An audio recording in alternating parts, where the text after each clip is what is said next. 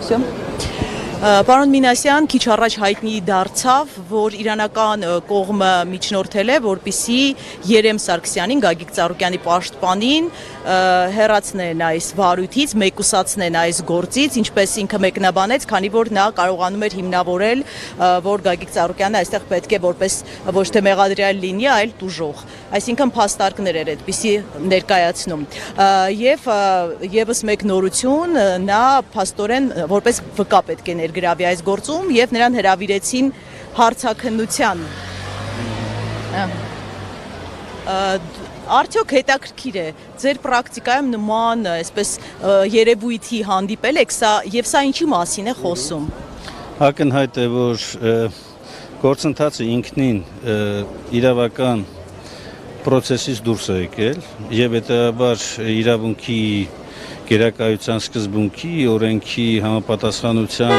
ներկայումս խիստ վերապահումներով պետք է մոտենալ։ Տվյալ դեպքում, եթե փաստաբանին հեռացնում են վարույթից նման հիմնավորման պատճառաբանությամբ, դա ոչ միայն փաստաբանական գործունեության մասին Հայաստանի օրենսդրության կոպտագույն խախտում է, որովհետև փաստաբանին չեն կարող ներգրավել այնպիսի վարույթում, որտեղ ինքը փաստաբանը որպես հանդես եկել, որևէ կարգավիճակի առումով, եթե նա իհարկե տուժող չի կամ ակնհայտ է տուժող չի կամ ակնհայտ է այս դեպքում, որ Երեմ Սարգսյանը, ով քաջատեղյակ է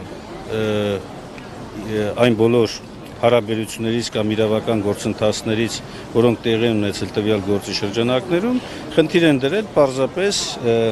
իրավական առումով մեկուսացնել մի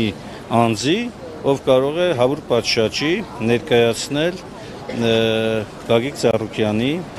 շահերը։ Բայց պետք է արձանագրել նաև, որ նման պրակտիկա ոչ միայն չկա, այլ նաև հակառակը կա, որ նման դեպքերում, որպես կանոն, այսպիսի գործերը Եվրոպական դատարանում ուղղակի փլուզվում է։ Միանգամից արձանագրվում է իրավունքի կոպտագույն խախտում, մարդու հիմնարար իրավունքի ոտնահարում եւ այլն։ Իսկ այս դեպքը շատ ակնառու է, որ այդպիսին է։ Եթե կան այլ ծանրակշիռ փաստեր կամ փաստարկներ, որոնք որ պատճառ են հանդիսացել փաստաբանին վարույթից հեռացնելու մասին, ապա դրա մասին առնվազն գոնե պատշաճ դատավարական գործընթաց պետք է իրականացվի եւ դատական որպես պատճառ կներեք նշվել է այն, որ Երեմ Սարգսյանը ի սկզբանե եղել է Գագիկ Ծառուկյանի փաստաբանը, բայց այդ մասին իրանական կողմը ասում է, որ իրենք տեղյակ են եղել։ Առավել եւս, ուրեմն փաստաբանին հեռացնել վարույթից իր գործունեությունը իրականացնելու հիմքով սա կոպտագույն խախտում է սահմանադրության, օրենքի, միջազգային պարտավորությունների, այնպես որ ակնհայտորեն սա անընդունելի եւ նաեւ եվրոպական դատականացիաներում միանշանակ մերժելի բան է լինելու եւ այս գործը չի կարող իրավական առումով ապագա ունենալ։ Պարոն Մինասյան, փաստորեն դուք այստեղ լինելով նաև աջակցում եք Գագիկ Ծառուկյանին, ընդհանուր առմամբ կալանավորման նման կերպ կալանավորման մասին ինչ կասեք եւ դուք եւս համարում եք, որ սա քաղաքական, այսպես հիմքը քաղաքական է, այլ ոչ թե իրավական է։ Միանշանակ իդեպ ասեմ Գագիկ Ծառուկյանի մասով ոչ միայն աջակցում են որպես քաղաքականության մեջ գտնվող մարդ, այլ նաև մարդ, որ ծանոթ է պարոն Ծառուկյանին, իդեպ նաև ուզում եմ արձանագրել որպես նախկին բնապահպանության նախարար, պարոն Ծառուկյանը նաև մեծ ներդրում ունեցել է բնապահպանության ոլորտում։ 10 նիվա ավտոմեքենա նվիրել է նա հենց բնապահպանական տեսչական մարմնին,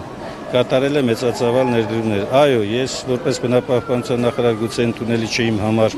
որսը առհասարակ, բայց մյուս կողմից պետք է նաև արձանագրեմ, որ ուրեմն վայրի բոլոր կենդանիները,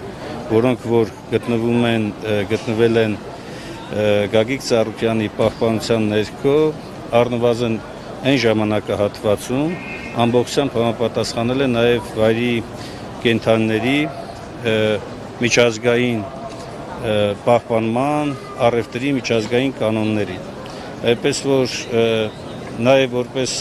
անց, որպես մարդ, որպես նաև իհարկե նաև էկոնոմիկայի արդեն նախկին նախարար որպես պետք է արձանագրել, որ այս գործողությունը ուղղված է ոչ միայն Գագիկ Ծառուկյանի դեմ, այս գործողությունը ուղղված է Հայաստանի ողջ տնտեսության դեմ։ Եվ եթե իրենք ուզում են իրավաչափ, չգիտեմ, համաչափ, մրցակցության, պաշտպանության տեսակետից գործողություններ ձեռնարկել, ապա ամենևին այս ձևը չի։ Սա ոչ միայն վրեժխնդրություն է, սա մարդկային նաև արժանապատվության ուղիղ ոտնահարում է։ Շնորհակալություն շատ, պարոն Մինասյան։